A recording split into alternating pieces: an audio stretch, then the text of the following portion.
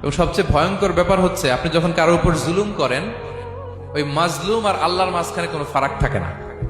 আল্লাহ ওই ফারাকের পর্দা উঠায় নেয়, দোয়া করলেই ওটা আরশে যেয়ে কবুল হয়ে যায়। খবরদার, মজলুমের কান্না কখনো বৃথা যায় না। জীবনের কোনো না কোনো সময়ে এর প্রায়শ্চিত্ত আপনাকে করতে হবে। জীবনের কোনো না কোনো সময়ে এর প্রায়শ্চিত্ত করে আপনাকে মরতে হবে। বদদোয়া করছে, ডাইরেক্ট কবুল। খবরদার আমার পেনাঙ্গের ভাইয়েরা, আমরা যেন জালিম না হই।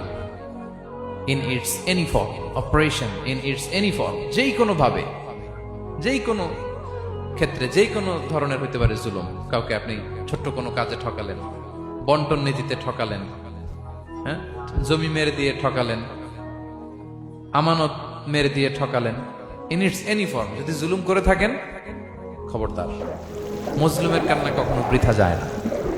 জুলুম শুধু আমাদের জন্যই হারাম না, আল্লাহর জন্য হারাম। আল্লাহ তাআলা বলেন,